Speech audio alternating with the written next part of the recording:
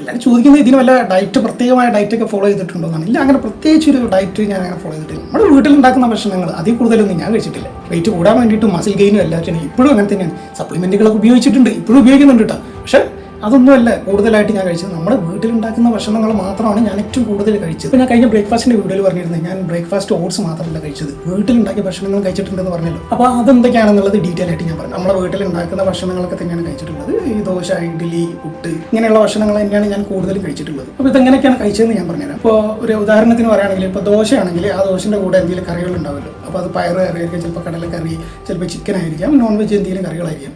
അതിൽ ഏതാണോ പ്രോട്ടീൻ്റെ അളവ് കൂടുതലുള്ളത് അത് ഞാൻ കൂടുതലായിട്ട് കഴിക്കും. അപ്പോൾ നമുക്ക് ഈ പ്രോട്ടീൻ്റെ അളവ് നമ്മുടെ ശരീരത്തിൽ കുറയാതിരിക്കുകയും എപ്പോഴും മസിൽസ് ഗ്രോത്തിനെ സഹായിക്കുന്നത് പ്രോട്ടീൻ്റെ അളവാണല്ലോ. അപ്പോൾ ഞാനെപ്പോഴും പ്രോട്ടീൻ അടങ്ങിയ ഭക്ഷണങ്ങൾ എപ്പോഴും ഞാൻ കൂടുതൽ കഴിക്കും. മറ്റുള്ള ഭക്ഷണങ്ങളൊക്കെ കഴിക്കും, പക്ഷേ അതിൻ്റെ ഒരു ക്വാണ്ടിറ്റി വളരെ കുറവായിരിക്കും. പിന്നെ എല്ലാ സമയത്തും ഞാൻ കഴിക്കുന്ന ഭക്ഷണങ്ങളൊക്കെ ഇങ്ങനെ തന്നെയാണ്. ഇപ്പോൾ നമ്മുടെ ചോറാണെങ്കിൽ രാത്രിത്തെ ഭക്ഷണം, ഉച്ചക്കത്തെ ഭക്ഷണമൊക്കെ എല്ലാം ഞാൻ ഇങ്ങനെ തന്നെയാണ് കഴിക്കാറുള്ളത്.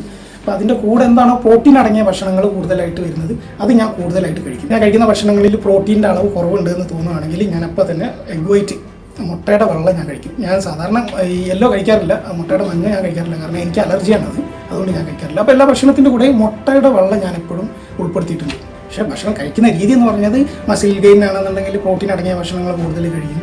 പിന്നെ വെയിറ്റ് കൂടാൻ വേണ്ടിയിട്ടാണെങ്കിലും മറ്റുള്ള ഭക്ഷണങ്ങളൊക്കെ വീട്ടിലുണ്ടാക്കുന്ന ചോറും കറിയും ഇതൊക്കെ തന്നെയാണ് കഴിക്കുന്നത്. പിന്നെ വെയിറ്റ് കൂടാൻ വേണ്ടിയിട്ട് ഇത് മാത്രമല്ല ഞാൻ കഴിച്ചത്. ഞാൻ മിൽക്ക് ഷേക്ക് മാത്രം കഴിച്ചിട്ട് വെയിറ്റ് കൂടിയാണ്. സാധാരണ വീട്ടിലുള്ള ഭക്ഷണങ്ങളെക്കാളും കൂടുതൽ ഞാൻ മിൽക്ക് ഷേക്കുകൾ ഞാൻ കഴിച്ചിട്ടുണ്ട്. എല്ലാ ദിവസവും ഞാൻ ഒരു മിൽക്ക് ഷേക്ക് ഞാൻ കഴിച്ചിട്ടുണ്ട്. അപ്പോൾ അതിനെക്കുറിച്ചിട്ടൊക്കെ ഞാൻ അടുത്ത വീഡിയോയിൽ ഞാൻ പറഞ്ഞുതരാം. അതെങ്ങനെയാണ്, എങ്ങനെ ഉണ്ടാക്കിയത്, ഏതൊക്കെ മിൽക്ക് ഷേക്കുകളാണെന്നുള്ളത് ഞാൻ അടുത്ത വീഡിയോയിൽ ഞാൻ പറഞ്ഞുതരാം.